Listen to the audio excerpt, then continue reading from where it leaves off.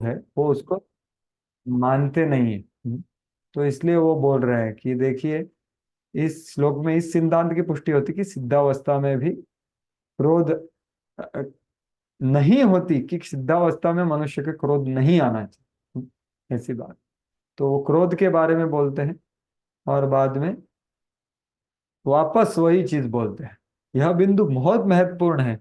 मुक्त होने पर यह आवश्यक नहीं है कि वह अपने इंद्रिय जनित कार्यकलापों को छोड़ दे, क्योंकि निर्विशेषवादी क्या करते हैं कि वो अपने कार्यकलाप वगैरह कुछ नहीं रहते ना उनको, इंद्रिय के मन के। तो ऐसी बात नहीं, इंद्रियों के कार्यकलाप मुक्तावस्था में भी चलते रहते हैं, क्योंकि शुद्ध इंद्रिय और मन के साथ भगवान का सेवा हो सकता है।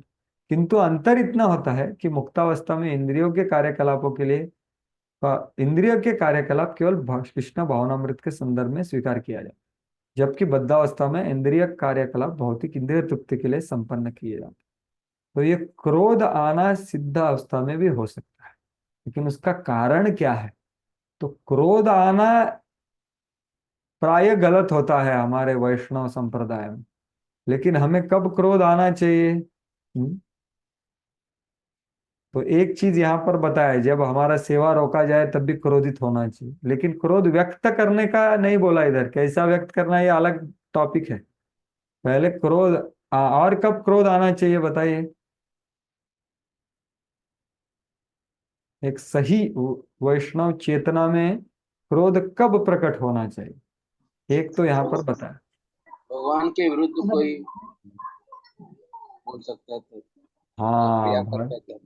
भगवान की भगवान, निंदा करते हैं। भगवान का कोई निंदा करता है तो क्रोध आना चाहिए, बराबर है, बिल्कुल सही। और महत्वपूर्ण इससे, भगवान के भक्तों की कोई निंदा करता है तब भी क्रोध आता हाँ, भगवान के भक्तों की अपने सामने कोई निंदा कर रहा है, नहीं तो गलत कार्य कर रहा है, तब भी क्रोध आना चाहिए। लेकिन अपनी कोई निंदा कर रहा है तो नहीं आना चाहिए। तो मेरे गुरु महाराज एक लेक्चर में बोलते हैं कि जीव Goswami became angry when the रूप नारायण द स्कॉलर, वो स्कॉलर आए थे रूप सनातन गोस्वामी को, बोले कि मैं आपसे वाद विवाद करना चाहता हूँ। रूप गोस्वामी बोले हम हार गए, दे दो, कहाँ साइन करना है, कर देते, चले जाते। तो तब भी वो क्रोधित हो गए उनके ऊपर। तो ये क्रोध सही है। जब कोई वैष्णव का, तो वो जो रूप नारायण वो जीव गोस्वामी को बोलता है कि अरे आप भी साइन कर लो। बोला अरे आपके गुरु ने भी साइन किया, आप भी साइन करो। बोले पागल हो गया क्या, आपको समझ में नहीं आया वो कौन है? तो ये जो क्रोध है ना, ये क्रोध सही है। ऐसा बोलते हैं। तो जैसे चैतन्य महाप्रभु को आया था जगाई मदाई, जब नित्यानंद प्रभु के ऊपर अटैक हुआ तभी चैतन्य महाप्रभु बोलते त्रिनादपि फॉलो करो। लेकिन यहाँ पर वो कर रहे हैं क्या त्रिनादपि फॉलो?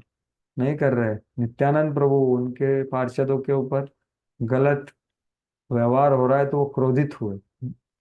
तो ये जो भावनाएं होती है, सकारात्मक या नकारात्मक भावना, भावना हमेशा आदमी के पास रहती है, और भावना एक आत्मा का महत्वपूर्ण भाग है।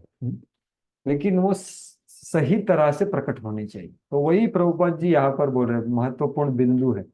लेकिन ये निर्विशेषवादियों को वगैरह भावनाएं वगैरह सब भावुक लगता है, इसलिए प्रभुपाद जी इतना स्ट्रांगली बोल। तो उसके आगे क्या हुआ? तो क्योंकि वो क्रोध से पीड़ित थे, उन्होंने सबसे पहले द्वारपालों की आलोचना की। तो पहले क्या होती है, निंदा नहीं तो आलोचना होती है क्रोध प्रकट होने के बाद। और वो क्या बोलते हैं, अरे जिनके पास भगवान के समान गुण नहीं है तो भगवान के करीब रहते हैं। तो ये क्या प्रकृति है इनकी अनिमित, ये बोल रहे। तो मुनया ऊचु होवामि हैत्य भगवत परिचर्ययोच्चय तद्धर्मिणाम निवसताम विषम स्वभाव तस्मिन् प्रशांत पुरुषे गत विग्रहे वाम होवात्म वह कुहकयो परिशंकनीय। हाँ पढ़िए माता जी, आप ही पढ़िए। हरे कृष्ण। हम्म। मुनियों ने कहा, ये दोनों व्यक्ति कौन है जिन्होंने ऐसी विरोधात्मक मनोवृत्ति विकसित कर रखी है? यह श्री भगवान की सेवा करने के उच्चतम पद पर नियुक्त है और इनसे यह उम्मीद की जाती है कि इन्होंने श्री भगवान जैसे ही गुण विकसित कर रखे होंगे। ये दोनों व्यक्ति वैकुंठ में किस तरह रह रहे हैं? इस भगवत धाम में किसी शत्रु के आने की संभावना कहाँ है? पूर्ण पुरुषोत्तम भगवान का कोई शत्रु नहीं है, भला उनका ईर्ष्यालु कौन हो सकता है? शायद ये दोनों व्यक्ति कपटी है, अतएव अपनी ही तरह होने की दूसरों पर शंका करते हैं। हाँ, तो देखिए इन्होंने कितना सारा आलोचना सोच लिया। कि अरे क्या विरोधात्मक शक्ति है। तद धर्मिणाम निवसताम, ये भगवत परिचर्या वाले लोग हैं, भगवान के सेवक है। और वो वहां धाम के वासी है, और उसमें ऐसा विषम स्वभाव कैसे आ गया। क्वाम इहत्य, विषम स्वभाव। और भगवान का भाव कैसा है? तस्मिन प्रशांत पुरुषे, भगवान तो एकदम शांत प्रशांत रहते हैं। और गत विग्रह है, मतलब अजात शत्रु, शत्रु विहीन। तो ये भगवान के गुण है, ये विषम भाव इनमें कैसे आ गया? शायद ये ही, इस इनों में ही हृदय में कपट है, इसलिए वो हमें कपटी देख रहे हैं। हम्म? आत्मा वह आत्मवत कुहकयो परिशंकनीय। परिशंकनीय मतलब हम उनके विश्वास पात्र नहीं है। क्यों? क्योंकि वो आत्मवत सर्व, हम बोलते हैं ना आत्मवान मन्यते जगत। तो ये जगत हम कैसे देखते हैं? जो हमारी चेतना है वैसा हम ये जगत देखते हैं। तो ये कुमार लोग क्या बोल रहे हैं कि ये हमें कपटी देख रहे हैं, मतलब ये कपटी है। हम्म? तो ये लास्ट लाइन में बताया है, का वा आत्मवत कुहकयो परिशंकनीया। कि ये अपने आप को देखो, अतएव अपनी तरह होने की दूसरों का और शंका करते हैं। तो जैसी दृष्टि वैसी सृष्टि। ये जगत हमें कैसा प्रतीत होता है? कोई व्यक्ति या कोई परिस्थिति या कोई वस्तु, जैसा हमारा चेतना है वैसा हमको दिखता है। आत्मावत मान्यते जगत। तो वैसा ये सिद्धांत इधर ये बता रहे हैं कि ये विरोध, विषम बुद्धि वैकुंठ में योग्य नहीं है। तो इनमें है। क्यों? क्योंकि ये कपटी है, इसलिए हमको लग रहा है कि हम, उनको लग रहा है हम कपटी है। तो यहाँ पर विश्वनाथ चक्रवर्ती ठाकुर बोलते हैं कि अरे आप लोग ब्राह्मण को कैसे रुका रहे? मानो चार कुमार ऐसा बोलेंगे कि आप उधर रहते हैं, तो आप कैसे क्या ब्राह्मणों को उठा रहे, रुका रहे? क्योंकि ब्रह्मा, भगवान तो ब्राह्मण्य देव है। तो जय विजय मानो बोलते हैं कि क्या होता है, कभी कभी भगवान के शत्रु ब्राह्मणों के रूप में वैकुंठ में आना चाहते हैं। तो हमें पहले पूछना पड़ता है भाई, जाने से पहले, उनको अंदर भेजने से पहले पूछना पड़ता है हमें। क्योंकि कभी कभी भगवान के शत्रु, जैसे हमने सुना है कि हिरण्यकशिपु भी गया था भगवान को ढूंढने के लिए, दुर्वास मुनि गए थे, चार कुमार हम अभी देख रहे हैं। तो ऐसा वो बोल रहे हैं। तो इसलिए फिर वो बोलते हैं कि भाई भगवान के तो कोई शत्रु नहीं है, तो आप क्या बोल रहे हैं शत्रु? तो आप कपटी हो, इसलिए आप हमको कपटी समझ रहे हैं, ये आपको प्रॉब्लम है। हम ब्राह्मण हैं, भगवान को ब्राह्मण अच्छे लगते हैं, आप हमको कैसे कपटी, हमको कैसे आप शत्रुता के भाव में देख सकते हैं? तो आप कपटी है। ऐसा तो आत्मावान मन्ने चे जगत। तो आप खुद विश्वासु नहीं है भगवान के सेवक, इसलिए आप दूसरों को भी वैसा ही समझते हैं। विश्वासु नहीं है हम भी, तो वैसा बात नहीं है। तो ऐसा उनका इन्होंने आलोचना की।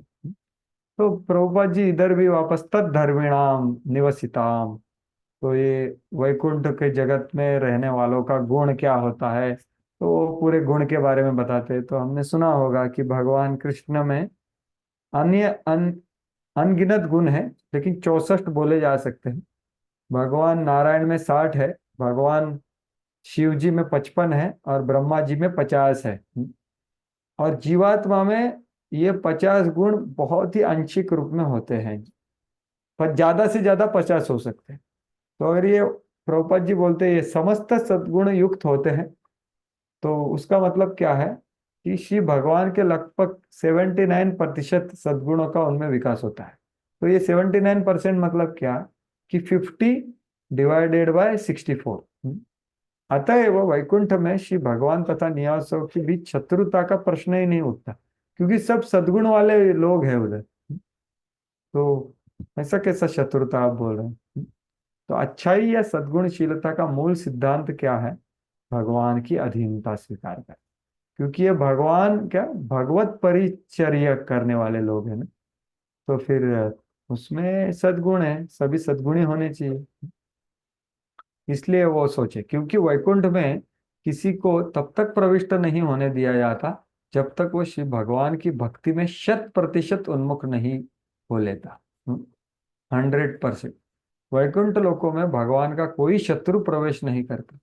पुराणों ने यह निष्कर्ष निकाला कि द्वारपाल उन्हें केवल इसलिए रोक रहे थे क्योंकि वो स्वयं कपटी थे। तो जैसे मैंने बताया, जैसे दृष्टि वैसी सृष्टि, तो ये बहुत जरूरी है कि हमारा चेतना के हिसाब से हम कुछ देखते हैं। एक देखिए, एक चीज होता है देखना, एक चीज होता है प्रतीत होना, या इंग्लिश में मैं बोलूंगा कि you see something and you perceive something.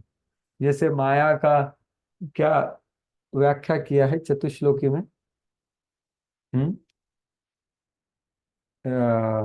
क्या है वो श्लोक माया का? जो नहीं तो अर्थ बता सकता है, दूसरा श्लोक है चतुश्लोकी का, जहां पर माया की परिभाषा हुई है। तो माया ये चीज में नहीं है, व्यक्ति में नहीं है, अनुभव में नहीं है, लेकिन माया किस में है? तो वो बताता है दूसरा चतुश्लोकी भागवत। तो क्या मीनिंग है उसका, किसी को याद है? चतुश्लोकी भागवत का दूसरा जो श्लोक है वो यहाँ पर लागू हो, मतलब समझने के लिए, क्योंकि हम जो देखते हैं ना फिर बाकी सब करते हैं, देखिए। इसलिए गुरु हमें दृष्टि प्रदान करते हैं, दृष्टि का दान देते हैं। तो ये दृष्टि हमारी हमारे चेतना के ऊपर होती है। तो वो क्या बोलता है श्लोक का, किसी को याद है मीनिंग? दूसरा जो चतुश्लोकी है उसका, चतुश्लोकी भागवत का आपने श्रीमान कन्हैया कृष्ण प्रभु से वर्णन सुना शायद, किसी को याद है दूसरा चतुश्लोकी? जिस चीज में हम भगवान का अस्तित्व नहीं देखते, ऐसा कुछ। हाँ, आप बहुत ही पास में हैं। जिस चीज में भगवान का अस्तित्व नहीं देखते, तो वो अस्तित्व या बहुत। भगवान को हम इस सृष्टि से बाजू को रख देते हैं, ऐसा भी। हाँ, काफी पास है, लेकिन थोड़ा सा और पास जाइए। और क्या वो श्लोक क्या बोलता है? मेरे स्मरण में अभी देखो, स्मरण में भगवान का कृपा होता है। वो क्या बोलता है? हाँ, ऋते अर्थम यत प्रतीयेत न प्रतीयेत चात्मनि तद विद्या आत्मनो मायाम यथा भासो यथा तमः। तो क्या अर्थ है, पढ़िए इसका। है सामने किसी के? अगर सामने नहीं है तो मैं बता, अर्थम प्रतीयेत मतलब क्या? अर्थम मतलब क्या? आप किसी चीज का मूल्य करते हैं, अर्थ देते हैं उसको, you value something. You value something in this world without connection to Krishna is Maya. The vision which values something of this world without connection with Krishna. जो दृष्टि से हम ये जगत की कुछ वस्तु, व्यक्ति या परिस्थिति को अर्थपूर्ण समझते हैं, वो माया है, वो दृष्टि माया है। लेकिन अगर आप भगवान के संपर्क में समझते हैं तो वो माया नहीं है। ऋते अर्थम यत प्रतीयेत न प्रतीयेत चात्मन तद विद्या आत्मनो मायाम यथा भासो यथा तम। तो ये क्यों बताया मैंने? देखो, हम लोग क्या देखते हैं ना, जो हमारे हृदय में हम वैल्यू करते हैं वो हम देखते हैं। देखिए, वैल्यू करना मतलब हिंदी में क्या बोलेंगे? जो जिस चीज का आप वजन रखते हैं ना, वो चीज आप बाहर देखते हैं। यू यू जैसे विजन बोलते हैं ना, VISION। आप जिस चीज में प्रेरित हो, प्रेरणा है आपको, इंस्पिरेशन, उसके हिसाब से आप देखते हो। कि ये देखो, यहाँ पर समझो एक मंदिर में फेस्टिवल के दिन कोई यंग लड़का आता है या यंग लड़की आती है, तो हालांकि आए मंदिर में, लेकिन वैल्यू समझो, अगर समझने के लिए बोल रहा हूँ कि वो यहाँ पर कुछ और इच्छा से आए, तो यहाँ पर क्या वो देखने को आएंगे? यंग माता जी, यंग प्रभु जी को देखने का आएगा। हाँ, वो ज्यादा देखेगा वो इधर। जो आप वैल्यू कर रहे हैं, जो आप ढूंढ रहे हैं, जिससे आपको प्रेरणा होता है, वही चीज आपको दिखता है। We so value, you see what you value, we that is I means, जो आपको प्रेरणा देता है वो आपको दिखता है बाद में। हरे कृष्ण. हाँ, हरे जसं कृष्ण. मराठीत म्हणतात की कावीळ झालेल्याला सगळं पिवळं दिसतं तसं. हाँ, बराबर है, पीलिया जिसको हो जाता है वो इसको सब पीला पीला दिखता है। तो हालांकि पीला होता है क्या? वो नहीं होता है, लेकिन उसको दिखाई पड़ता है। वैसे ही हमारे चेतना के हिसाब से हम देखते हैं। तो यहाँ पर जैसा चेतना है, ये क्या बोल रहे हैं कि आप कपटी हो इसलिए आप हमको कपटी देख रहे हो। तो देखो, जब समुद्र मंथन हो रहा था, जब देवताओं ने कौन, भगवान, वो जो वासुकी आ गया, तो भगवान कौन से साइड में गए? वासुकी के मुंह के साइड में, बराबर। भगवान गए मुंह की साइड में और देवता उनके पीछे पीछे गए मुंह के साइड में। तो फिर दानवों ने क्या सोचा? कोई बताएगा? समुद्र मंथन लीला में जो दानव लोग थे उन्होंने क्या सोचा? देखिए, भगवान उधर गए ना।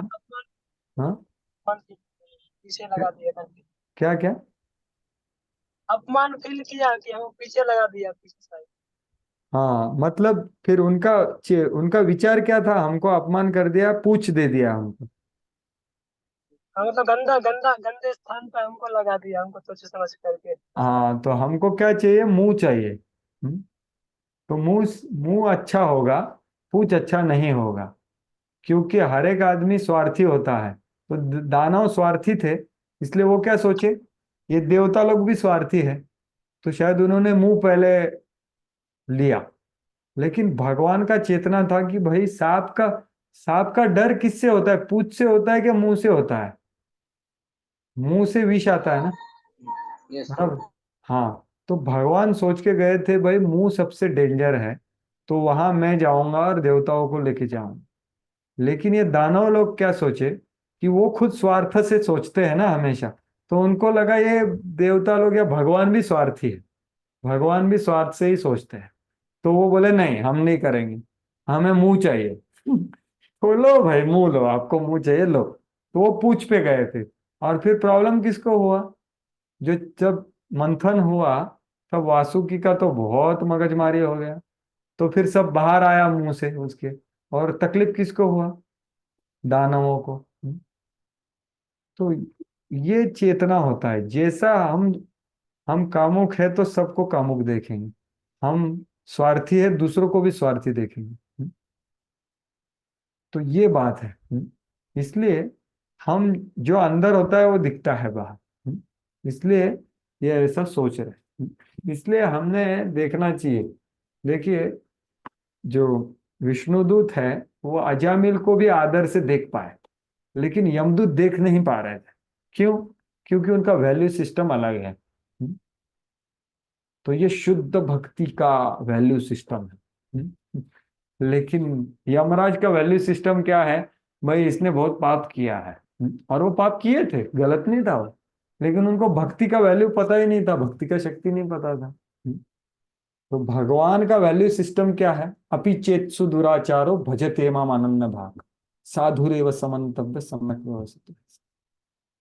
तो है अर्जुन, जो अनन्य भक्ति, अनन्य भाग भक्ति कर रहा है, वो सुदुराचार भी करता है ना, तभी मैं उसको साधु देखता हूँ। और वो आपने भी देखना चाहिए। ये मेरा वैल्यू सिस्टम है। अगर आप नहीं देखते तो आप अपराधी हो। तो ये है। तो इसलिए हम जो चीज का मूल्य करते हैं हृदय में, वो चीज हम, वही चीज हम देख सकते हैं। तो कोई भक्ति, जैसे हिजगेश गुड़ाकेश प्रभु जब आए थे, तब भी वो बोल रहे थे कि हम हरे सब। कृष्ण प्रभु जी, हाँ, हरे कृष्ण। आपका कैमरा ऑफ हो गया, आप दिखाई नहीं दे। ओके, एक सेकंड। तो श्रीमान गुड़ाकेश प्रभु बोल रहे थे बहुत अच्छी तरह से, कि वो बोले कि जब हम भक्ति की महिमा थोड़ा बहुत समझने लगेंगे और हमारे हृदय में भक्ति थोड़ी प्रकट होगी, तो हम भक्ति जिसके भी पास है ना थोड़ा भी, तो इतना आदर करेंगे ना उनको, क्योंकि भक्ति का महत्व हमें समझा है, थोड़ा अनुभव हो, तो ये पहले करना जरूरी है। तो हम कोई भी भक्ति कर रहा है ना, जैसे मैंने पहले बताया, एक बार कोई हरे कृष्णा बोलता है तो ब्रह्मा जी क्या बनाने लगते हैं, मधुपर्क बनाने लगते हैं। तो उनका आदर देखिए, उनका उनका वैल्यू सिस्टम देखिए, ये नाम लिया मतलब हो गया इसका अभी काम। लेकिन लेने वाले एक सोचता नहीं है वैसा उतना लेकिन जो ब्रह्मा जी है उनका वैल्यू सिस्टम अलग है। लेकिन तो विष्णुदूत ये समझ पा रहे थे शुद्ध भक्ति का, तो अजामिल को आदर कर पा रहे थे, लेकिन आजा ये नहीं कर रहे थे। तो इसलिए जितना हमारे को पता चलेगा कि हमें क्या प्राप्त हुआ है, हमको क्या अवसर दिया जा रहा है, ये भक्ति कितना महान है, शुद्ध भक्ति, जितना हम भक्ति का आदर करके उसको स्वीकार करेंगे, उसका कुछ अनुभव करेंगे, उतना हम दूसरे को आदर कर सकते, नहीं तो नहीं कर सकते। और यही था जो वैकुंठवासी कर, जो वृक्ष थे ना, यस्मिन तपस्सु न मनसो बहुमान, मान क्यों दे रहे, भक्ति ज्यादा है। भृंग को मान क्यों दे रहे, अरे भगवान के पास है भाई, हम लोग तो अच्छे गाते हैं लेकिन ये भगवान के पास है, हम तो दूर रहते, तो ये आदरणीय है। ये उनका दृष्टि है। वो बाहरी रूप से नहीं देखते, अरे क्या भृंग कुछ गा सकता है क्या, ये तो सिर्फ फड़फड़ाता है, इसके क्या कर सकते, नहीं, उनका वैल्यू सिस्टम अलग है। भगवान के संबंध में देखते हैं सब चीज वैसी। इसलिए जैसी दृष्टि वैसी सृष्टि। तो भक्ति में प्रगति मतलब हमारा दृष्टि और दृष्टिकोण, ये दो चीज बदलना चाहिए।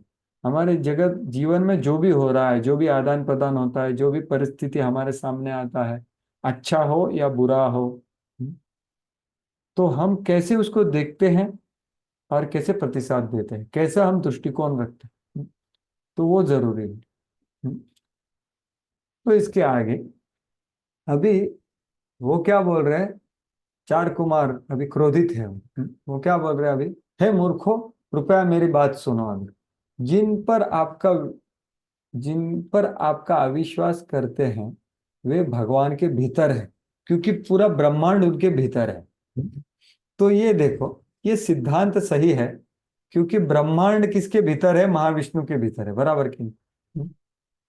तो वो क्या बोल रहे हैं, ज्ञानी लोगों का ये सिद्धांत है, वो यहाँ पर प्रकट कर रहे हैं कि आप जिसके ऊपर अविश्वास कर रहे हैं, हम कुमार, अरे हम भी भगवान में ही है ना, आप भी भगवान के सेवक हो, तो आपको क्या लग रहा है कि हम भगवान का पेट फाड़ के अंदर आ रहे हैं इसलिए रुका रहे हो, हे मूर्खो, हमारी बात सुनो। तो वो ज्ञानी का यहाँ पर एक सिद्धांत बोलते हैं, नह्यंतरम भगवती ह समस्त कुक्षा वामात वा वात्मा, क्या है, वात्मानमात्मनि नभो नभसीव धीराः पश्यन्ति यत्र युवोः सुरलिंगनो किम व्युत्पादितम युधर भेदि भयम यतोस्य।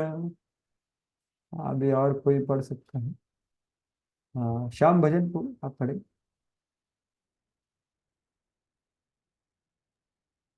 हरे कृष्णा। हाँ, हरे कृष्ण, यस प्रभु।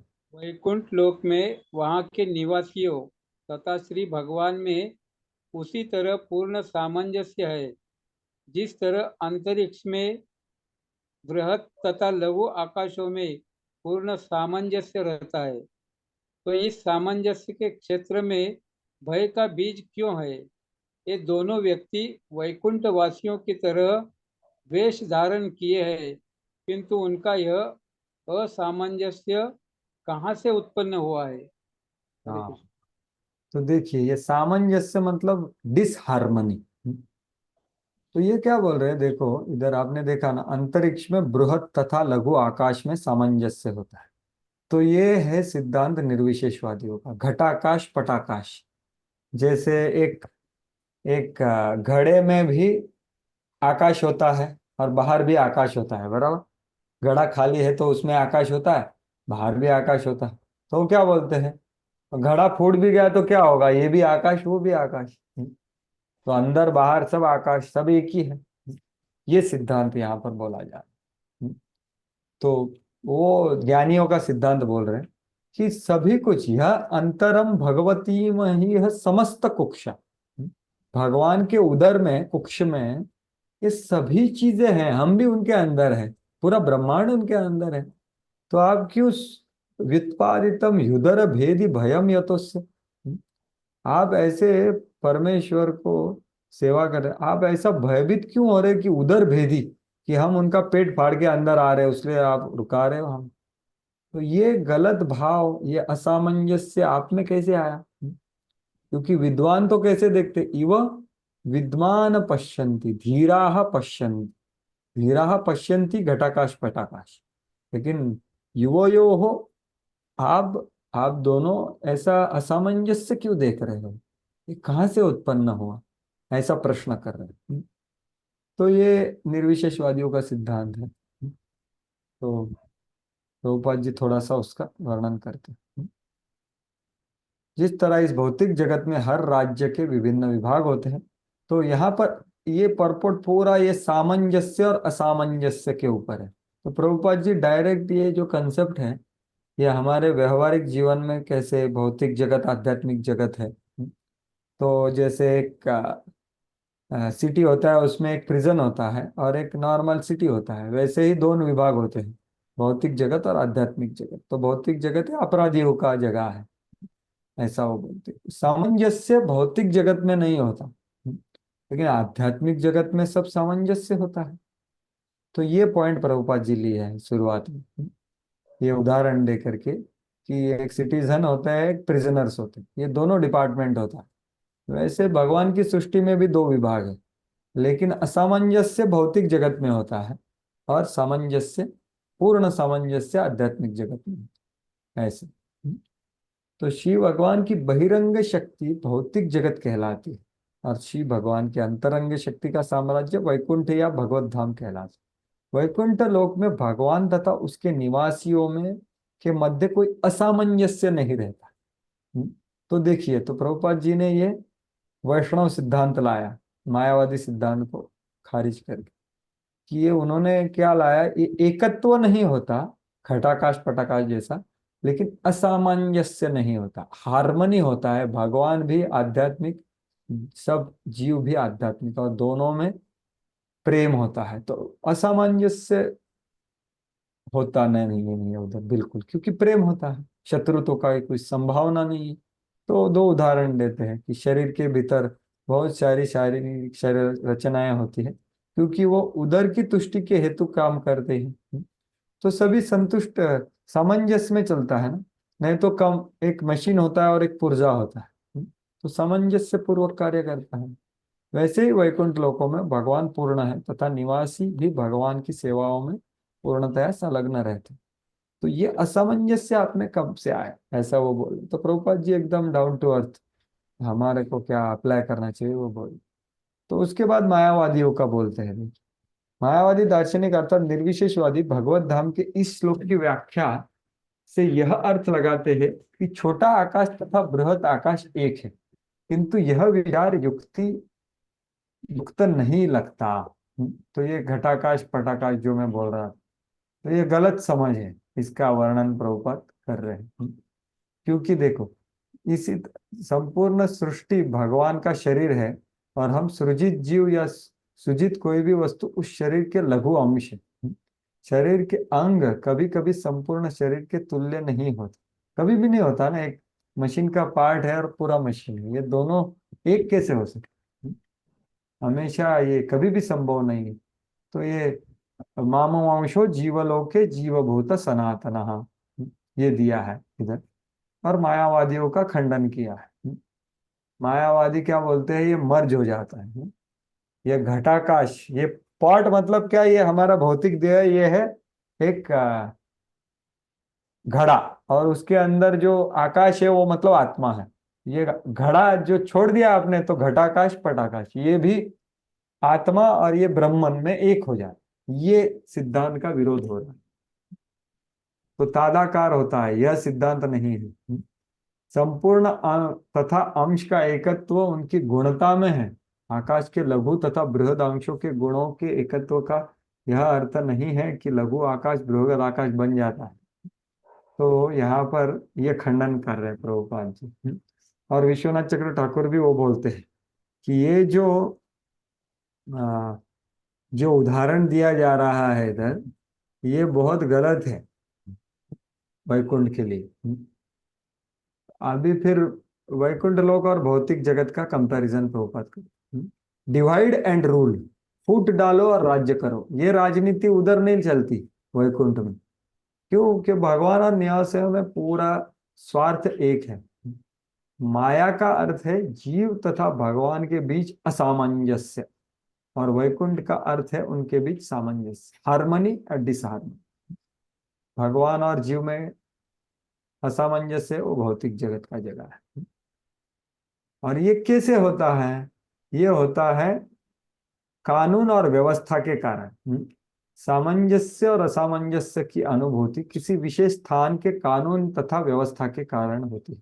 तो देखिए, आप हम कंपनी में काम कर रहे हैं, नहीं तो मंदिर में है, मंदिर में भी व्यवस्थापन है।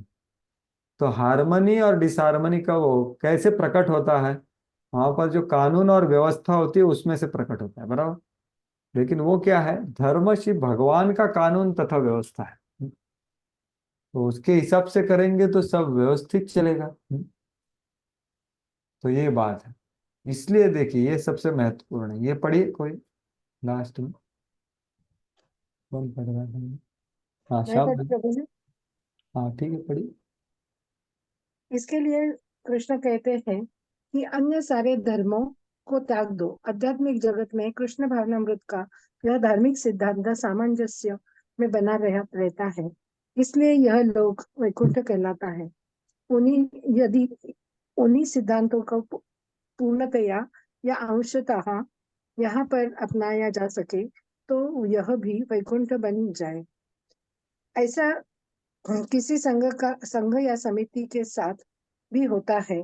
तथा अंतरराष्ट्रीय कृष्ण भावनामृत संघ, यदि अंतरराष्ट्रीय कृष्ण भावनामृत संघ के सदस्य श्री कृष्ण पर केंद्र के रूप में अपनी श्रद्धा रखते हुए श्रीमद् भगवद गीता के आदेश तथा सिद्धांतों के अनुसार सामंजस्य पूर्वक रहे, तो तब तो वे वैकुंठ में रहते हैं, इस भौतिक जगत में नहीं। हाँ, अरे तो ये है। तो हमारा मंदिर, जैसे प्रभुपाद जी बोले, all my temples are Vaikuntha. कब? लेकिन वो वैकुंठ का, देखो कल हमने चर्चा किया ना, एक होता है प्रवेश, एक होता है अनुभव। तो 4 कुमारों ने प्रवेश किया, उनको तो भगवान की कृपा से अनुभव मिलेगा। लेकिन दुर्वास मुनि ने प्रवेश किया, उनको अनुभव नहीं मिला। हिरण्यकशिपु ने प्रवेश किया। प्रवेश करना और अनुभव करना अलग होता है। तो हमने प्रवेश किया भी होगा मंदिर में, नहीं तो मंदिर ज्वाइन भी कर लिया होगा, नहीं तो मंदिर में प्रवेश करते होंगे डेली, नहीं तो कभी कभी आते हो। लेकिन उधर का अनुभव करना वैकुंठ के चेतना का कब होगा? जब हम ये प्रभुपाद जी बोल रहे हैं वो फॉलो करेंगे, कि श्री कृष्ण को केंद्र रूप में अपनी श्रद्धा को रखते हुए भगवत गीता के आदेश और सिद्धांतों के अनुसार सामंजस्य पूर्वक हम रहें। मतलब क्या? हमारे कार्य, हमारे आदान प्रदान, हमारे व्यवहार, ये कृष्ण को केंद्र बिंदु रख करके गीता भागवत के सिद्धांतों के अनुसार करेंगे, तो हमें वैकुंठ में रहने का अनुभव होगा। नहीं तो हमें लगेगा कि अरे हम कहाँ हैं, सब लोग आके इधर। कभी कभी देखेंगे, हम देखते हैं कि मंदिर में पहली बार आदमी आता है ना, तो उसको इतना विशेष अनुभव आता है, वो बोलता है कि मेरे को बहुत अच्छा लगा। तो कभी कभी हम लोग तो इधर रह रहे हैं अभी, तो मेरे को लगता है यार हम तो इधर ही रह रहे, डेली आते हैं, हमें तो कुछ विशेष नहीं लग रहा है, लेकिन आप लोगों को इतना अनुभव हो रहा है। तो क्यों? क्योंकि वो बहुत इनोसेंसली आ रहे हैं, तो उनको थोड़ा थोड़ा उसका अनुभव होता है। कभी कभी हम आ, डेली मंदिर में आते हैं ना, तो उसका हमें जो शक्ति है मंदिर का, वो ज्यादा पता नहीं चलेगा। लेकिन जो बाहर से आता है नया आदमी, उसको अनुभव होता है वो। तो हमें भी होता है, और श्योरली हमें सबको भी होता है, उसका कुछ वाद नहीं। इसलिए हम लोग अभी चर्चा कर रहे, बैठ रहे, बराबर ना? लेकिन वो अगर और बढ़ाना है, तो ये केंद्र बिंदु करना है। और क्या है, सर्वधर्मान परित्यज्य, वो धर्म उससे सब कानून व्यवस्था सामंजस्य उससे होगा। तो ये प्रभुपाद जी बोले, तो मंदिर भी वैकुंठ होंगे, हर एक घर भी वैकुंठ बन जाएगा। जब ये कृष्ण को केंद्र बिंदु रखेंगे और गीता भागवत के आदेश की तरह सामंजस्य पूर्वक रहेंगे।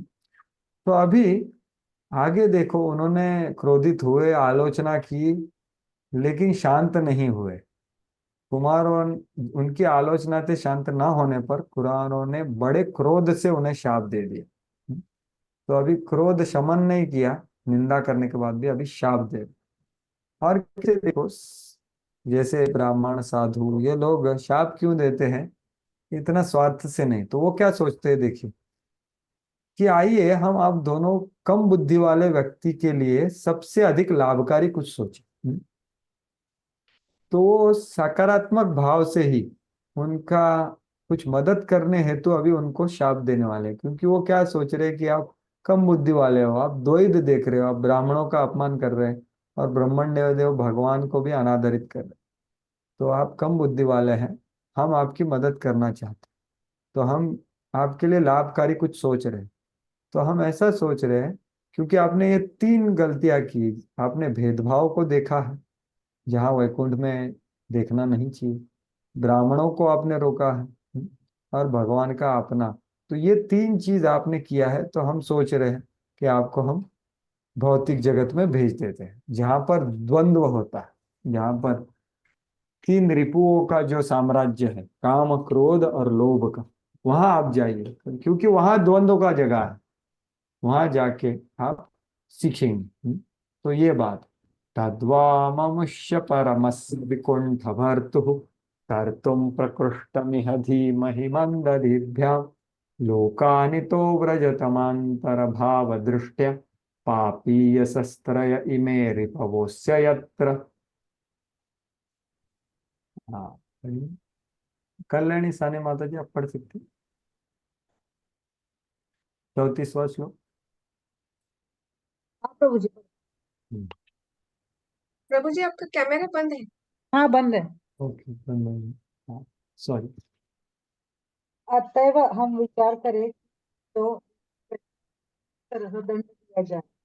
जो दंड दिया जाए वह उपयुक्त हो, क्योंकि इस तरह से तथा उन्हें लाभ दिया जा सकता है।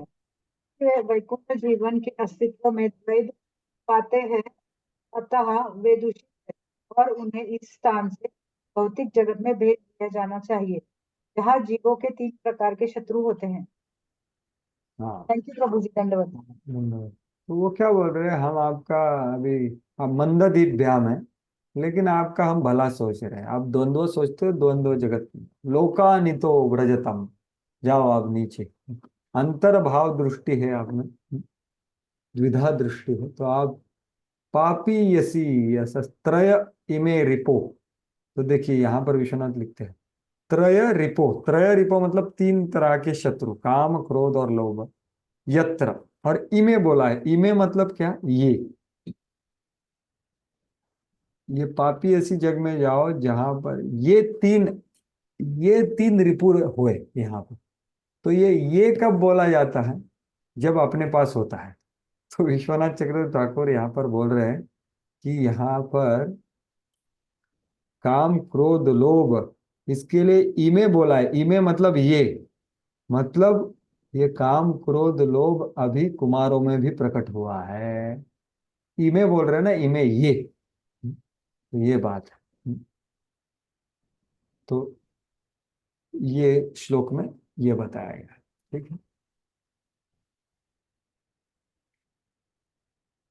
तो यहाँ पर प्रभुपाद जी, कब ये भौतिक जगत में आदमी आता है, तो इच्छा द्वेष समुत्थेन द्वंद्व मोहेन भारत सर्वभूतानि कौन्तेय सर्गे यान्ति परन्तपः 727।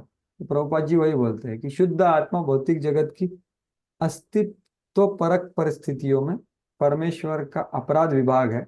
क्यों आते हैं, इच्छा और द्वेष की वजह से। इच्छा द्वेष, तो काम क्रोध, इच्छा द्वेष और लोभ। तो वो उद्धृत करके वो बताते हैं, जब असमंजस्य होता है तब भी वो भगवत वो भौतिक जगत में आता है। ये संदूषण होता है उसको, इच्छा और द्वेष का। तो ये दूषण है मन में। एक मन का दूषण क्या है? इच्छा और द्वेष, ये मन का दूषण, संदूषण। ये संदूषण के कारण उसे इस भौतिक जगत में स्थानांतरित होने पर विवश किया जाता है, जहाँ जीव के 3 शत्रु होते हैं।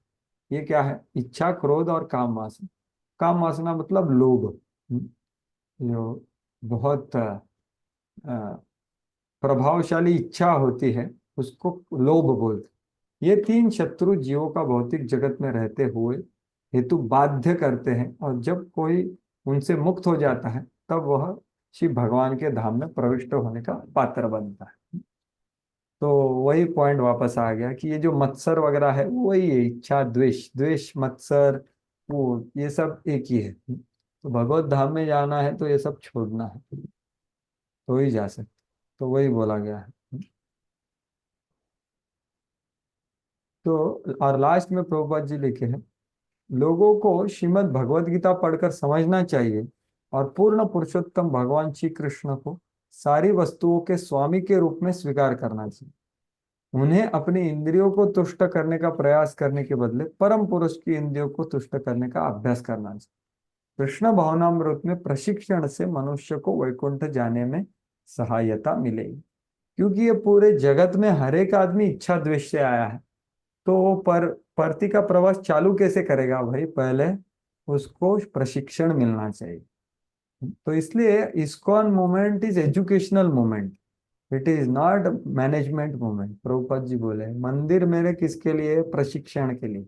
इसलिए इतना बड़ा टेम्पल हॉल होता है ना, कि गीता भागवत का उधर प्रशिक्षण हो, ना कि सिर्फ घंटी बजा के लोग जाएंगे, नहीं, प्रशिक्षण के लिए अपने मंदिर। तो इसलिए आप सब लोग ये भागवत का अभी ये कोर्स कर रहे हैं, बहुत अच्छी बात है। क्योंकि ये भगवत गीता और भागवत जान कर, श्रवण कर कर, आचरण कर कर, सेवा कर कर ही हम भगवान को अच्छी तरह से जान सकते हैं और वैकुंठ के जाने का पात्र तो जान सकते हैं। तो वही प्रभुपाद जी इधर बोल रहे हैं कि भाई हम इधर है, अभी अपराध विभाग में ऑलरेडी है, अभी क्या करना है? ये करना। तो अभी यह महसूस करते हुए कि ब्राह्मण क्रोधित थे, उन्होंने अपराध किया है, वे परेशान हो गए, तो ये जय विजय है। अभी पहले तो वो यहोवा से डरने लग, तो ये भगवान से, भगवान, ये ट्रांसलेशन गूगल में यहोवा हो गया, गॉड का, पता नहीं कैसे। तो ये जय विजय का ये बहुत ही विशेष नम्रता प्रकट हो रहा है। तेषामितिरितममुभावधार्य घोरम तं ब्रह्मदण्डमनिवारणमस्त्रपोगैः सद्यो हरेण नुर्चरावुर्बिभ्रतस्तत् पादाग्रहावपततामति कातरेण। हाँ पढ़िए आगे, हम पढ़ो। जब वैकुंठ लोक के द्वारपालों ने, जो कि सचमुच ही भगवत भक्त थे, यह देखा कि वे ब्राह्मणों द्वारा शापित होने वाले हैं, तो वे तुरंत अत्यधिक भयभीत हो उठे और अत्यधिक चिंतावश ब्राह्मणों के चरणों पर गिर पड़े, क्योंकि ब्राह्मण के शाप का निवारण किसी भी प्रकार के हथियार से नहीं किया जा सकता। तो देखिए, अगर आपको याद है कि दीति है, दीति, दीति बहुत ही डर गई थी कि अरे मेरे पुत्र जो है वो देवताओं को, साधुओं को, ब्राह्मणों को पीड़ा देंगे हमेशा। तो बहुत ही डर गई थी। लेकिन जब उसने सुना कि भाई मेरे जो बच्चे हैं उनको भगवान द्वारा मारा जाएगा, तो वो तुरंत शांत हो गई और वो बोली अच्छा है, उनको कोई ब्राह्मण का शाप नहीं मिला, भगवान के द्वारा मारे जाएंगे तो अच्छा है क्योंकि उनको मोक्ष मिलेगा। लेकिन ब्राह्मण द्वारा शापित होना, ब्रह्मदंड, ये बहुत ही, यहाँ पर ब्रह्मदंड अनिवारणम अस्त्र पू गई, वही चीज यहाँ पर बताई कि क्या है कि जब जय विजय को ये प्रतीत हुआ कि अरे यार हमने तो ब्राह्मणों को नाखुश कर दिया, उनको क्रोधित कर दिया, तो वो भयभीत हो गए। सद्यो हरेर अनुचरावु बिभ्यतस्त, हरे है अनुचरी उरु बिभ्यत, मतलब अत्याधिक भयभीत हो गए। कौन? भगवान के अनुचरी। मतलब क्या, वो भगवान का स्मरण करके भयभीत हो गए कि अरे भगवान को ब्राह्मण प्रिय है और हमने ब्राह्मणों को क्रोधित कर दिया, तो भगवान अप्रसन्न हो गए होंगे, ये उनको भय हुआ, अत्यंत अत्यधिक भय हो गया। और फिर तुरंत उन्होंने क्या किया, तत्पाद ग्रहौ अपतताम अति कातरेण, अत्यधिक चिंता में वो उनके चरण कमल पे गिरे और पकड़ के, पूरा पकड़ लिए। तो एक होता है कार्य, एक होता है भाव। तो उनमें कार्य भी किया और वो बहुत ही अनुताप कर रहे हैं, भय हो रहा है कि हमने भगवान को नाखुश कर दिया। ऐसे भाव से वो उनके चरण में गिर गए। तो ये है एक वैष्णव। जैसे चित्रकेतु महाराज को भी शाप प्रकट हुआ था, तो उन्होंने कैसे प्रतिसाद दिया।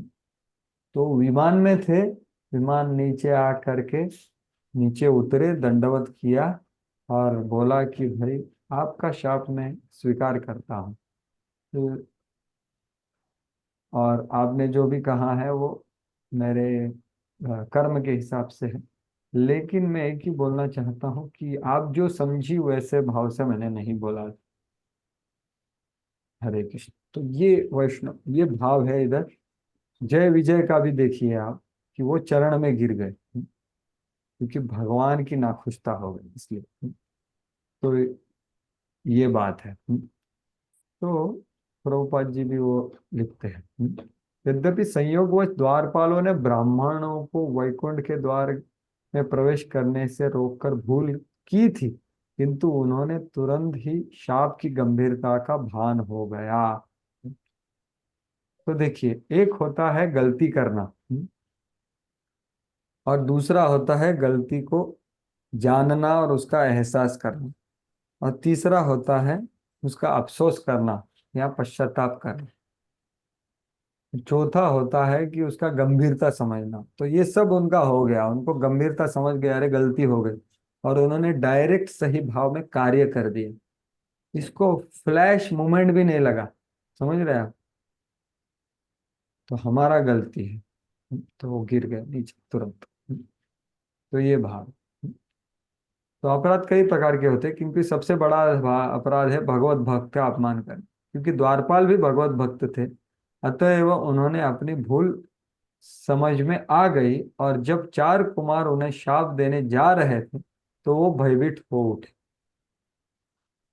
तो देखिए, तो भक्त होने के कारण उनको उनकी गलती भी समझ गई। तो आपने कभी कभी अगर आपने देखा होगा, दो प्रामाणिक भक्त है लेकिन कुछ गलती हो जाता है, तो आपने, मैंने तो कई बार देखा है कि अगर आप किसी से माफी मांगते हो, नहीं तो आप देखो कोई प्रामाणिक भक्त से कुछ गलती हो के दूसरे को मांग बोलता है, प्रभु जी नहीं नहीं नहीं आपका गलती नहीं, मेरा गलती है। नहीं, वो प्रभु जी बोलते नहीं नहीं नहीं नहीं प्रभु जी आपका नहीं, मेरा गलती है। इस्कॉन में हम बहुत बार देखते हैं ऐसे एक दूसरे का चरण पकड़ते हुए। हाँ, तो ये वैष्णव देखो, झगड़ा होने में, ये भौतिक जगत है, झगड़ा तो होने वाला है। हम सब लोग आप जेल में है ना, लेकिन वैकुंठ में है उधर। तो झगड़ा हो जाता है, कुछ गलती हो ही जाती है। लेकिन वो गलती होने के बाद हम क्या करते हैं वो जरूरी है। तो जब एक दूसरे के गले मिल के दंडवत करके माफी मांगते हैं, तो इतना मधुर होता है वो। क्योंकि भगवान प्रसन्न हो जाते हैं तब। तो इसका आप अगर आप अनुभव करेंगे ना, तो ये बहुत विशेष होता है। जिसने मतलब ये गलती करने के बाद होगा आपको, तो उसके लिए गलती करने का जरूरत नहीं है, तो भी लेकिन ये बहुत विशेष होता है। अगर आप बहुत प्रामाणिकता से अगर आप माफी मांगते हो, तो दूसरा भक्त भी बोलेगा कि भाई प्रभु जी आप तो बोल रहे हो, लेकिन ये भी मेरा भी ये भी गलती हुआ, ये आपका गलती नहीं। तो ये ऐसा भाव प्रकट होता है कि दोनों, तो वही आगे के श्लोक में होने वाला। तो अभी कुमार देखो, ये नम्रता का कार्य किया, सही भाव से वो चरण में गिर गए। तो कुमार ने क्या सोचा, कुमारों ने सोचा हमने भगवान को नाराज किया है, क्योंकि हमने भगवान के दो भक्तों को शाप दे दिया हो, हम क्या करेंगे। हम क्रोध के वशीभूत हो गए हैं। शांतिपूर्ण संतों के रूप में हमारी शाश्वत पहचान वैकुंठ में नष्ट हो गई है। तो देखिए तुरंत कुमारों के हृदय में क्या प्रकट हुआ है, देखिए उनको भी गलती का एहसास हो गया कि हमने शाप दे दिया। ठीक है, हम क्रोधित हो गए, लेकिन क्रोध प्रकट शाप में किया हमने। तो देखिए ये बात हो गई। इसलिए देखिए जब नंदी, ये दक्ष सभा में नंदी शिव जी का अपमान हो रहा था, जो नंदी के गुरु है, तो नंदी को क्रोधित होना चाहिए था, नहीं होना चाहिए? होना चाहिए। हाँ बिल्कुल होना चाहिए। लेकिन वो ज्यादा क्रोधित हो गए और उन्होंने भी शाप देना चालू कर दिया। तो देखिए ये क्रोध, ये बहुत डेंजर चीज है। अगर वो सही तरह से हम रोकेंगे नहीं ना, तो बहुत डेंजर। दक्ष सभा का प्रभाव अभी भी चल रहा है। तो उन्होंने 6 शाप दिए, और फिर बाद में उन्होंने 6 शाप दिए। इसको किसको दिए? दक्ष को। उसके बाद भृगु मुनि इत्यादि सबको शाप दिए। फिर भृगु मुनि ने शैवाइट्स लोगों को शाप दिए। तो ये सब इतना डेंजर सभा हुआ। तो ये भी यहाँ पर कैसा, यहाँ का उल्टा बात हो रहा है उधर, क्योंकि नम्रता किसने दिखाया नहीं उधर इधर देखिए एक ने शाप दिया और ये नम्र होके चरण में गिर गया। क्रोधित तो दोनों हुए थे, लेकिन ये नम्र हो गए तो ये भी नम्र हो गए। तो ये है भक्ति का प्रभाव। लेकिन दक्ष सभा में क्या हुआ, नंदी, देखो दक्ष क्रोधित हो गए देहात्म बुद्धि से, और उन्होंने आलोचना की, बराबर, इधर भी आलोचना हुई। और फिर नंदी क्रोधित हुए, वो भी सही है, उनका गुरु का आलोचना हो रहा है, उनका क्रोध सही है, लेकिन उन्होंने क्या किया, उनके गुरु क्या कर रहे वो नहीं देखा। गुरु एक शब्द भी नहीं बोले ना। तो उन्होंने समझना चाहिए था कि क्रोध आना सही है, लेकिन कार्य क्या करना चाहिए। तो उन्होंने शाप दिया और वो शाप देते देते रहे, फिर और क्रोध हुआ। तो ये है। लेकिन यहाँ पर क्या हो रहा है, देखिए यहाँ पर नम्रता हो रहा है। ये नम्र हो गए, ये नम्र, इसलिए नम्रता में बोला जाता है सबसे ज्यादा शक्ति। तो ये यहाँ पर इनके हृदय में देखिए एग्जैक्टली लिया। उनको भी क्या लगा, कुमारों को भी लगा रहे हमने भगवान को नाराज किया, क्योंकि हमने भगवत भक्त को शाप दिया जो हमारे चरण में पड़े हैं। अभी हम क्या करें। हम तो उनको भी पता चल गया, अरे मेरा क्रोध हो गया। और वो क्या बोल रहे, तो हम सनत कुमार, हम शांत ब्रह्मानंद में क्रोध वगैरह ना करने वाले, हमारी शाश्वत पहचान थी, लेकिन वैकुंठ में हमारी शाश्वत पहचान ये नष्ट हो गई क्योंकि हमने क्रोध व्यक्त किया। तो अपने कृत्य पर पश्चाताप करते हुए उन्होंने प्रत्येक द्वारपाल से अलग अलग बात की। तो ये है श्रील विश्वनाथ चक्रवर्ती ठाकुर का वक्तव्य इधर 36वें श्लोक में। तो बाद करने के बाद क्या हुआ वो ये श्लोक में दिया है। भूयोदघो नि भगवद धीरकारि दंडो योनौ हरेत सुरहेलननप्यशेषम् मावोनुतापकलया भगवत् स्मृतिघ्नो मोहो भवेदिह तनो व्रजतो रथोधः। हाँ, पढ़िए। हाँ पढ़िए माता जी, कंटिन्यू कीजिए। प्रभु जी, तो द्वारा शापित होने के बाद द्वारपालों ने कहा, "यह ठीक हुआ, आपने हमें आप जैसे मुनियों का अनादर करने के लिए दंड दिया है। तो हमारी प्रार्थना है कि हमारे पश्चात पर आपकी दया के कारण उस समय भगवान की विष्णु का मोह न आए जब हम नीचे जा रहे हैं।" आवाज स्पष्ट क्यों नहीं आ रहा है आपका? दो दो लोगों का म्यूट कर दीजिए सब लोग। आपने फिर देखिए। से पढ़ू क्या? हाँ श्याम भजन प्रभु जी का माइक ऑन है। हाँ तो ठीक है, मैं बोलता हूँ अभी। भूयो दघो नि भगवद अभिकारी दंडो। तो ठीक है, आपने जो हमें ये दिया है, शाप दिया है, तो वो सच हो जाए, ऐसा ही हो। पाप के लिए आपके द्वारा जो हमें दंड दिया है वैसा होए हमारे समय 9। क्योंकि हमने क्या किया, हरेत सुर हेलनम, महान देवताओं की अल्लाह आज्ञा का उल्लंघन करते हुए। तो ये जय विजय बोल रहे हैं। लेकिन तो हम आपका शाप ग्रहण करते हैं हे कुमारों, क्योंकि हमने गलती किया निश्चय ही। और वो हमें अभी अनुताप क्यों हो रहा है, मावो वह अनुताप कलया भगवत स्मृति। ये जो हम अनुताप हुआ है, पछतावा हुआ है, वो आपकी कृपा से हुआ है अभी हमें। तो हम आपसे एक मांगते हैं कि भाई चाहे हम भौतिक जगत में जाएं और पूरा मोहित भी हो जाए, मोहो भवेदिह, लेकिन वो मोह में हम भगवान को ना भूले। भगवत स्मृति घ्नो, माँ, माँ मतलब नहीं। तो ये जय विजय का भाव प्रकट करें। तो बीच में क्या हुआ वो विश्वनाथ चक्रवर्ती ठाकुर ने बताया। ठीक है कि जो 4 कुमार है उनको भी पश्चाताप हो, और फिर इन्होंने ऐसा वक्तव्य किया कि भाई ठीक है, हमें भगवान का स्मरण मत जाने दो, चाहे हम मोह में पड़े वो ठीक है, क्योंकि हमने गलती किया है। तो ये ऐसा बोले। ठीक है?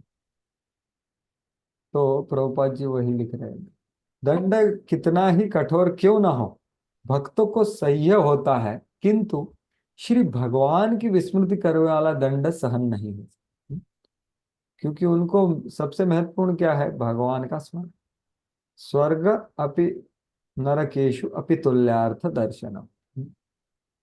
जैसे चित्रकेतु वो बोले ना, को शापा को अनुरागा, ये भौतिक जगत में क्या है, कहाँ भी कुछ भी शाप है, अनुराग, क्या सब भौतिक स्तर पे है।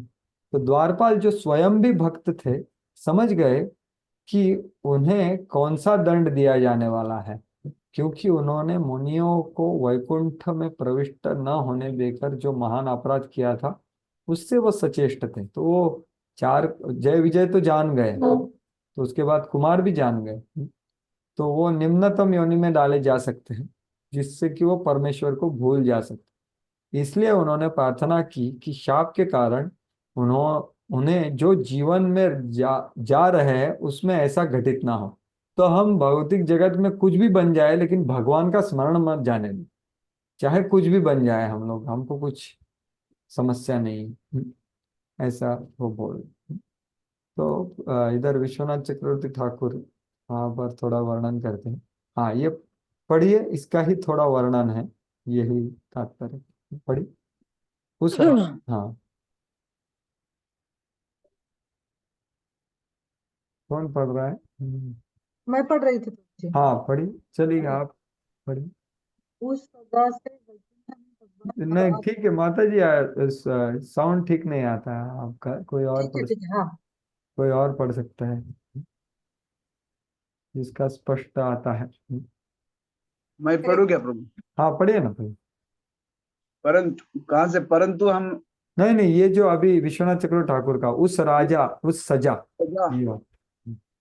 उस सजा से वैकुंठ में भगवान और आपके प्रति किए गए अपराध को नष्ट कर देना चाहिए, जो आपके अनादर के कारण प्रभु की इच्छाओं के विरुद्ध आचरण करने और क्रोध दिखाने के कारण हुआ, जिसे वैकुंठ में व्यक्त नहीं किया जाना चाहिए।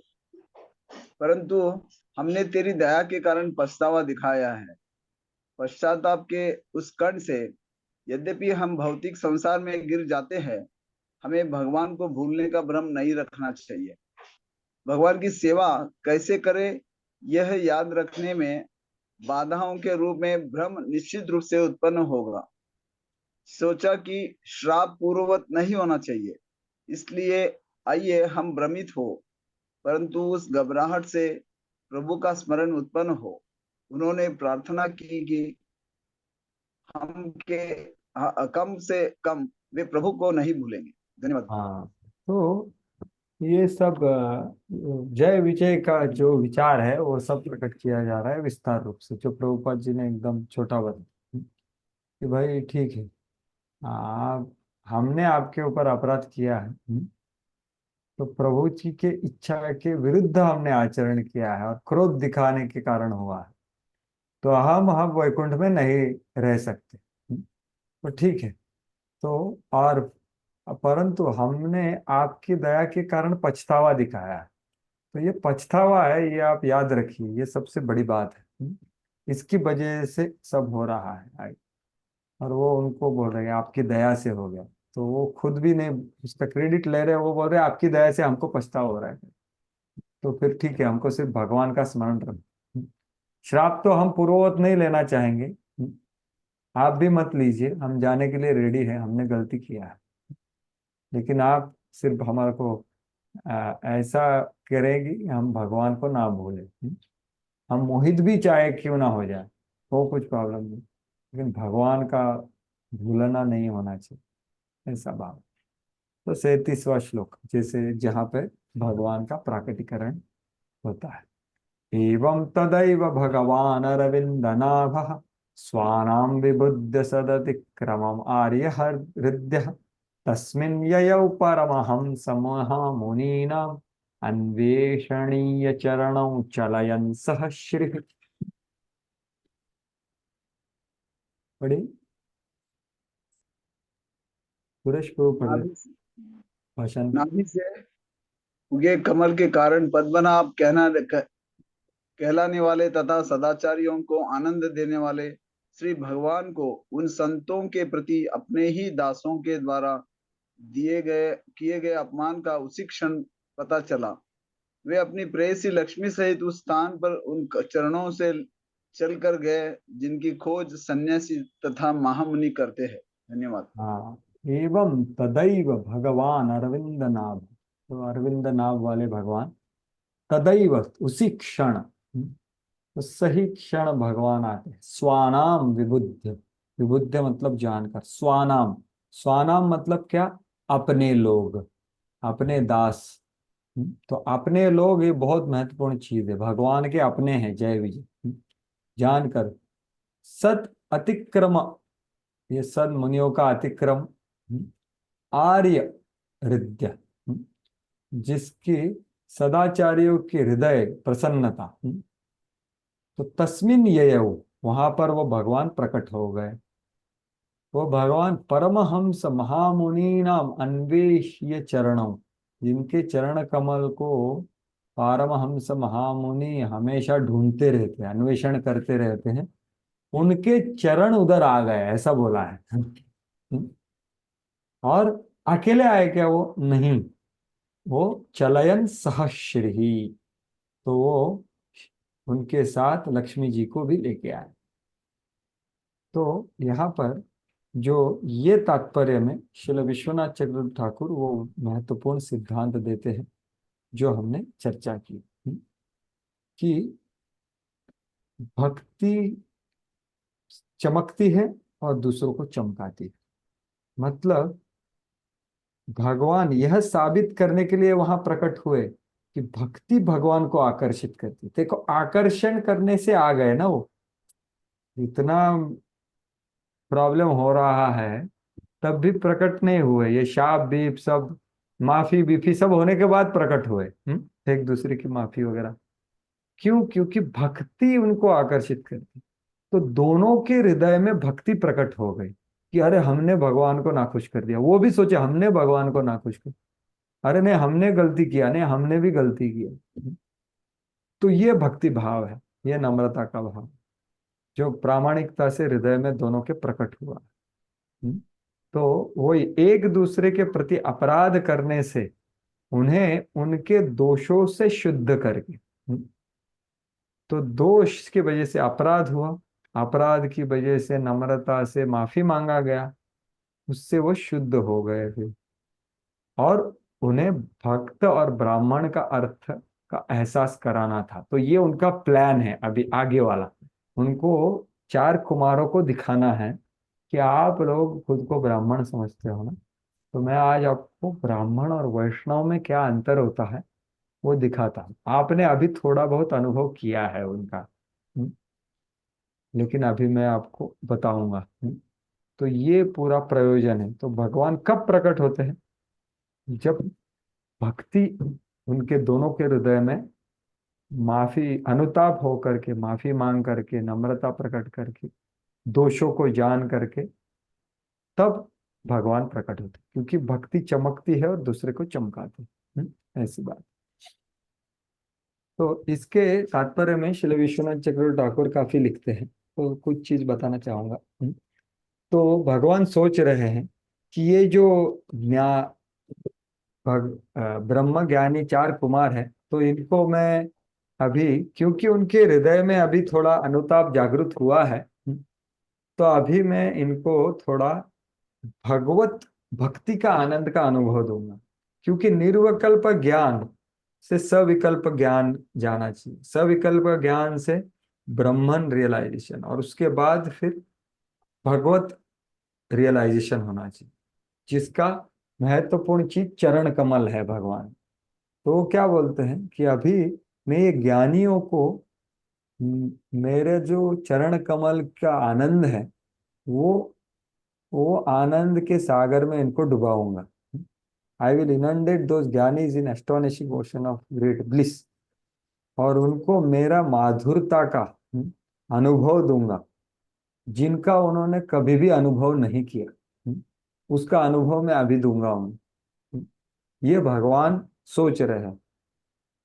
और उनको ये भी बताऊंगा कि देखो, मैं अकेला नहीं हूं, मेरे पास सिर्फ बाहिरंग शक्ति नहीं है जो जो ज्ञानी लोग छोड़ देते हैं। मेरी अंतरंग शक्ति अलग होती है, उसका भी उनको अनुभव दूंगा। तो इसलिए मैं अकेला नहीं जाऊंगा, मेरे साथ मेरा स्वरूप का जो मतलब भगवान और उनकी लक्ष्मी, लक्ष्मी नारायण राधा कृष्ण, तो ये दोनों अभिन्न है। तो ये उनको भी लेके जाऊंगा मैं उनके साथ। और उनको उनका भी अनुभव दूंगा कि मेरे जो आनंद की शक्ति है, स्वरूप शक्ति लक्ष्मी जी, तो उनको अभी उनको अनुभव दूंगा। तो ये सब भाव भगवान के हृदय में प्रकट हुए। और फिर वो खुद प्रकट हुए कि मैं इनको सिखाऊंगा। इसलिए पहले जो एक श्लोक में सब सारांश में बताया था, अभी उसका पूरा विस्तार रूप से आपको अगर याद है कि अपूर्वम, अपूर्व परम मुदा, ऐसा शब्द आया था ना। वो कहाँ आया था? शायद जो भी श्लोक है वहां पर आया था, लेकिन उसका ये पूरा वर्णन है तो भगवान ने। तो अभी 38 से लेके आगे जो 5 श्लोक है ना, उसमें भगवान की अभूतपूर्व माधुर्य का वर्णन है। क्योंकि अभी जो वो अनुभव करने वाले हैं चार कुमार, देखिए, एक जानना चाहिए, बहुत बार हम बोलते हैं अरे क्या ब्रह्मवादी मायावादी, हम लोग तो सब वैकुंठ जाने वाले हैं। और वैकुंठ में भी ब्रेक लेके जाएंगे कहाँ? गोलोक, गोलोक वृंदावन का आनंद लेना है। लेकिन ब्रह्मानंद भी बहुत ही उत्कट चीज होती है। इसलिए तो वो सब भौतिक छोड़ देते हैं ना। लेकिन भक्त्यानंद ब्रह्मानंद से बहुत ज्यादा है। वो यहाँ पर भगवान उनको चखा रहे हैं, जो उनके स्वरूप में स्थित है। तो वो क्या चखाया, उसका वर्णन है 38 से लेके 42। 5 श्लोक में भगवान की अभूतपूर्व माधुर्य का वर्णन करते हैं। तो उसको 5 श्लोक देखते हैं, अभी थोड़ी देर और करेंगे, क्योंकि अभी कल का एक ही दिन है हमारे पास। त्वं त्वागतं प्रतिहतो पैकं स्वपुंभिः तेश्चक्षताक्षविषयं स्वसमाधिभाग्यम् हंसः श्रियो व्यजनयोः शिववायुलोक शुभ्रातपत्रशशिकेसरिशीकराम्बुम्। पढ़ी, क्या दर्शन हुआ उनको?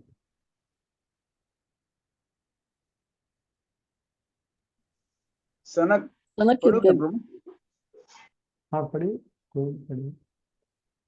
सनक इत्यादि मुनियों ने देखा कि भगवान श्री विष्णु जो भावमय समाधि में पहले उनके हृदय के ही भीतर दृष्टिगोचर होते थे, अब वे साकार रूप में उनके नेत्रों के सामने दृष्टिगोचर हो रहे थे। हाँ जब वे हाँ, पढ़िए पढ़िए, हो गया। हरे कृष्ण। है, अभी है। वही तो आवाज नहीं आ रहा, शायद वो पढ़ रहे लेकिन आवाज नहीं।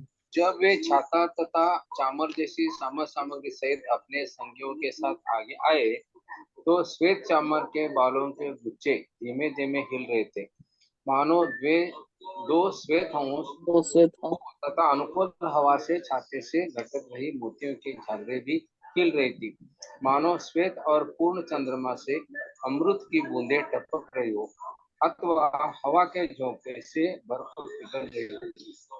हाँ, तो देखिए, तो ये भगवान के अभूतपूर्व माधुर्य का वर्णन है। तो सबसे पहले क्या हो रहा है कि भगवान आ रहे हैं, भगवान के साथ लक्ष्मी आ रही है। तो हमने पहले देखा कि उधर बाकी वैकुंठवासी भी थे, वो भी देख रहे थे कि अभी कुमार आए, उनको रुकाया गया, ये सब हो गया, वो भी देख रहे थे बराबर। लेकिन अभी भगवान आने के बाद वो सब आकर्षित हो गए, अरे भगवान आ गए, भगवान आ गए, गेट पे आ गए। तो वो तुरंत सब पूजा अर्चना का सामग्री लेके आ गए, कोई चामर लेके आए। वो पूरा उनका मतलब उनके रूप का आकर्षण हो करके वो भगवान का स्मरण तो हमेशा कर रहे थे वैकुंठवासी, लेकिन अभी वास्तविक रूप में भगवान प्रकट हो गए द्वार के। तो तुरंत वो सब लेके आ गए कि अरे, एक दूसरे को बोल रहे थे, देखो भगवान के चरण इधर आ गए हैं बाहर, गेट पे आ गए भगवान। तो तुरंत कोई विमानों में था, वो नीचे आ गया भगवान को देखने के लिए। जो आजू बाजू में थे वो तुरंत आ गए, और उन्होंने पूरे हम जो अर्घ्य, सब पूजा सामग्री, सौगंध्य सब अर्पण किया उन्होंने, फ्रूट फ्लावर आरती इत्यादि। और ये सब कुमारों के सामने हो रहा है। तो कुमारों ने यहाँ पर भगवान का सौंदर्य, सौश्वर्य और सौगंध्य, ये सब का अनुभव किया, इसलिए ये सब वर्णन है इधर। उनके रूप का सौंदर्य बोला है, उनकी ये झालर, मोती की झालरें हिल रही है, और उनके ऊपर का जो छत है वो, इत्यादि का पूरा डिटेल में वर्णन है। तो ये विश्वनाथ चक्रवर्ती ठाकुर यहाँ पर लिखते हैं। तो उनका सुंदरता का अभी वर्णन हो रहा है। तो आगे भी, तो यहाँ पर कुमार, हाँ, तो यही मैं बोल रहा था कि आवाज हरे कृष्ण, क्या हुआ? हरे बोल, आवाज आ रही है ना? यस प्रभु जी, आ रही है। हाँ, ठीक है। तो यही मैं बोल रहा था, कुमार संदेह से भर गए, संदेह से हो गए। हमें नहीं पता कि भगवान अपने दो भक्तों को शाप देने के कारण हमसे नाराज है या नहीं। तो ये अगले श्लोक के बारे में है। तो ये सौंदर्य देखा उन्होंने, और फिर वो सोचने लगे।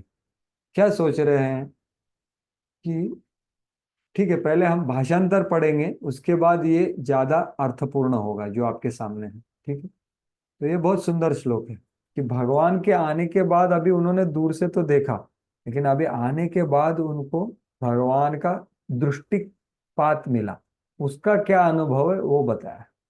कृष्ण प्रसाद सुमुखम स्मृहणीय धाम, स्नेहावलोक कलया हृदि संस्पृशंतम, श्यामे पृथावुरसि शोभितया श्रियास्व, चूड़ामणिम सुभगयन्तमिमात्मधिष्ण्यम्। हाँ, पढ़िए भाषण। हरे कृष्ण। कौन पढ़ रहा था? पढ़िए। मैं पढ़ू प्रभु जी? हाँ, पढ़िए। श्री भगवान सारे आनंद के आगर हैं। उनकी शुभ उपस्थिति हर एक के आशीष के लिए है, और उनकी स्नेहमयी मुस्कान तथा चितवन हृदय के अंतर अंतर तक तम तो को छू लेती है। श्री भगवान के सुंदर शरीर का रंग श्यामल है, और उनका चौड़ा वक्षस्थल लक्ष्मी का विश्राम स्थल है, जो समस्त स्वर्ग लोगों के शिखर रूपी संपूर्ण आध्यात्मिक जगत को महिमा मंडित करने वाली है। इस तरह ऐसे प्रतीत हो रहा था मानो श्री भगवान स्वयं ही आध्यात्मिक जगत के सौंदर्य तथा सौभाग्य का विस्तार कर रहे हो। हरि बोल। हाँ, तो देखिए यहाँ पर क्या बोला है, कृष्ण प्रसाद सुमुखम स्पृहणीय धाम। तो कृष्ण प्रसाद मतलब सबको आशीर्वाद देते हुए। लेकिन वो आशीर्वाद कैसे, कुछ बोल के नहीं, सिर्फ उनकी जो सुमुख से, स्मित हास्य से सबको मानो आशीर्वाद दे रहे, सांत्वना दे रहे, शांत कर। क्योंकि क्या हो रहा है, ये बहुत ही भावनात्मक प्रसंग हुआ है ना अभी। दोनों बहुत ज्यादा क्रोधित हो गए थे और बाद में दोनों ने एक दूसरे का मानो माफी मांगना है। तो ये बहुत ही विशेष उनके हृदय में चल रहा था कि अरे क्या होगा। दोनों सोचे थे हमने भगवान को नाखुश कर दिया, लेकिन भगवान का प्राकटीकरण होने के बाद, उनका सुमुख देखने के बाद, जो स्पृहणीय धाम है, स्पृहणीय मतलब जो वांछनीय, जो स्पृह करने योग्य धाम है, उनका जो मुखमंडल है वो स्पृहणीय धाम है।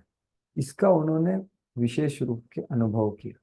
कैसे किया? स्नेहावलोक कलया हृदय संस्पृशन, कि स्नेह से अवलोकन करते हुए उन्होंने पहले जय विजय को देखा और कुमारों को सिर्फ स्नेह से देखा और उनके हृदय को पूरे छू गए। हृदय संस्पृशन, सम्यक रूपेण स्पृशन, कि भगवान का एक कृपा कटाक्ष आशीर्वाद देता हुआ मुख और स्मित हास्य, तो उनके हृदय को इतना छू गया दोनों पार्टी के। क्योंकि दोनों पार्टी बहुत टेंशन में आए थे कि भगवान क्या बोलेंगे। समझ रहे आप? आपका गलती रंगे हाथ पकड़ा गया। समझो आपने कुछ गलती किया और तुरंत पीछे से गुरु महाराज आए, तो कैसा होगा सोचिए। तो वैसा कुछ हो गया।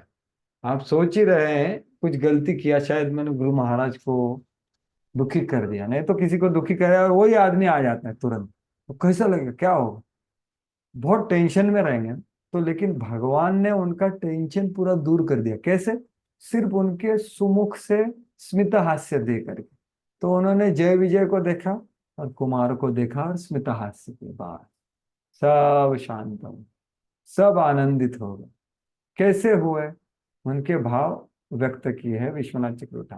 तो प्रभुपाद जी भी लिखे, जब भगवान आए तो वे सबों से प्रसन्न हो, इसलिए यहाँ पर कहा गया कृष्ण। कृष्ण मतलब सबको। तो जैसे केचित केवलया भक्त्या वासुदेव परायण अघम धुन्वंती कात्स्नेन, कृष्ण कात्स्नेन, पूर्ण पूर्णपण, सभी पापों को नष्ट करता है। कृष्ण मतलब सबका लिए खुश कर दिया। ना ही जय विजय, उधर जो उपस्थित बहुत सारा भीड़ था, समझ रहे ना, वैकुंठवासी है, लक्ष्मी जी भी आ गया है, सब वैकुंठवासी विमान से आए हैं। ये सब लोगों को, ये विशेष रूप से ये दोनों को और बाकी सबको इतना खुश किया ना भगवान ने, इसलिए स्पृहणीय धाम। तो भगवान जानते थे कि दोषी द्वारपाल भी उनके शुद्ध भक्त थे, यद्यपि संयोगवश उन्होंने अन्य भक्तों के चरणों में अपराध कर दिया। तो ये सब भगवान जानते थे और हृदय में है ना। तो लेकिन उन्होंने दोनों को सांत्वना दी। तो वो देखिए उसका प्राकटीकरण इधर बहुत अच्छा किया। तो कुमार संदेह से भर गए। पहले कुमारों का वर्णन किया है। हमें नहीं पता कि भगवान अपने दो भक्तों को श्राप देने के कारण हमसे नाराज है या नहीं, परंतु प्रभु का मुख आंतरिक और बाह्य रूप से सुखदायक लगा। तो हमने शाप तो दे दिया, लेकिन भगवान हमसे नाराज है या सुखी है, क्या है ये पता नहीं चला, हमें पता नहीं। लेकिन उनका मुख देख के उनको सांत्वना तो मिल गया, ठीक है भाई, ये सुखदायक है। उन्हें आंतरिक आनंद की अनुभूति हुई। ये चार कुमारों को हृदय हृदय संस्पृशन, और वो क्या बोले, ओ वो पूरी तरह से प्रसन्न। समझ रहे? तो ये सांत्वना हो गई चार कुमारों को। उनको भी थोड़ा लग रहा था, अरे हमने क्या कर दिया, मैं तो गलती तो किया है, शायद भगवान बहुत नाराज है या खुश है, क्या है। लेकिन उन्होंने खुशी दिखाया तो बोले हाँ वो खुश है, वो पूरी तरह से प्रसन्न है। भगवान ऋषियों की आंखों की ओर और अंदर इंद्रियों द्वारा वांछनित सौंदर्य, मधुर ध्वनि, सुगंध, यौवन, दया और उदारता के निवास स्थान थे। तो सिर्फ आंख से नहीं, ये लास्ट वाले दो है ना, श्यामे पृथावरसि शोभितया श्रियस्व चूड़ामणिम सुभगयंत विवात्मधिष्णु। इसका वर्णन है ये सब। सौंदर्य, मधुर ध्वनि, सुगंध, यौवन, दया और उदारता के निवास स्थान थे। तो ऐसे भगवान ने उनका सांत्वन किया, क्योंकि वो टेंशन में थे। और उनसे ज्यादा टेंशन में कौन रहेंगे? जय विजय, जो अपने लोग हैं ना भगवान के। अरे भगवान ही आ गए इधर, हमारा गलती आ। तो जय विजय विलाप करके रोने लगे।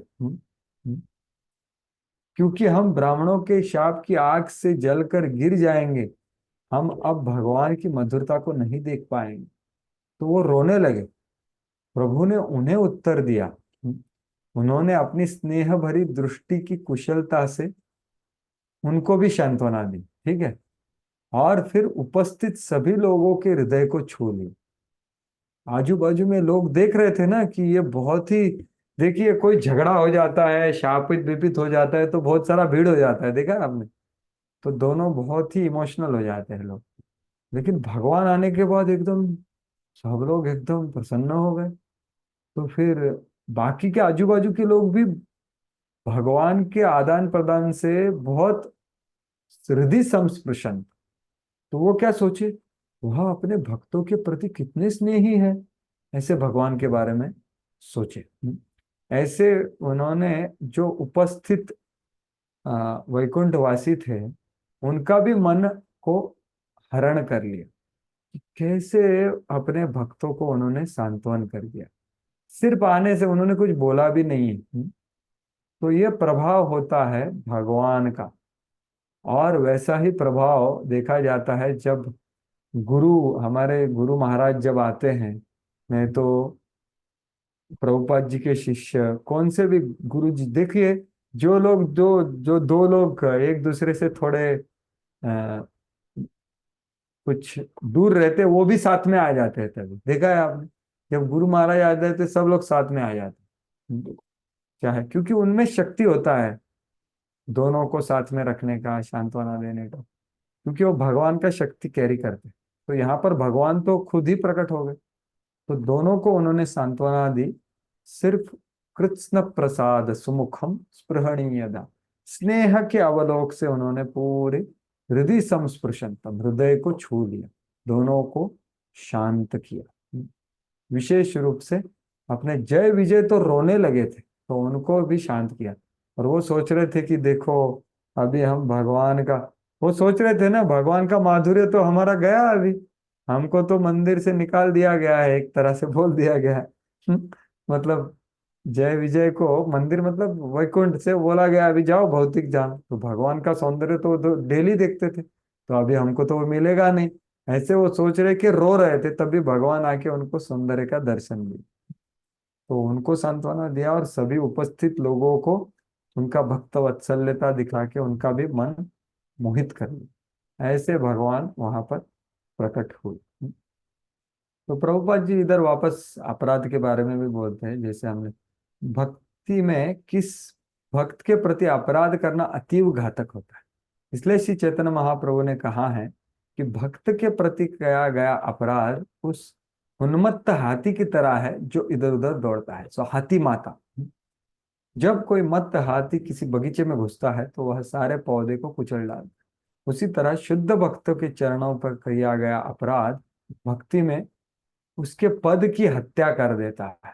देखिए, ये पद की हत्या कर देता है मतलब क्या, कि जो भी भक्तिमय स्थिति में वो स्थित है ना, उससे वो गिर जाए।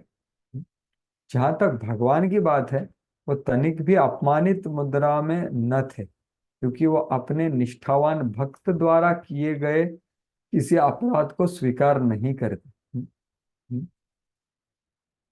किंतु भक्त को अन्य भक्त के चरणों में अपराध करने के प्रति सतर्क रहना चाहिए। सबों पर समभाव रखने तथा अपने भक्तों के प्रति विशेष रूप से उन्मुख होने वाले श्री भगवान ने अपराध करने वालों पर उतनी ही दया दृष्टि से देखा जितने कि अपराध किए जाने वालों पर। तो दोनों पार्टी को उन्होंने सांत्वना दिया, समझ रहे, दोनों पार्टी को। श्री भगवान की यह प्रवृत्ति दिव्य गुणों के अपार अगार होने के कारण है। तो ये जो दोनों को सांत्वना देने का कारण क्यों है, क्योंकि उनकी ये प्रवृत्ति दिव्य गुणों का आगार है। इसलिए वो ऐसा हो सकता।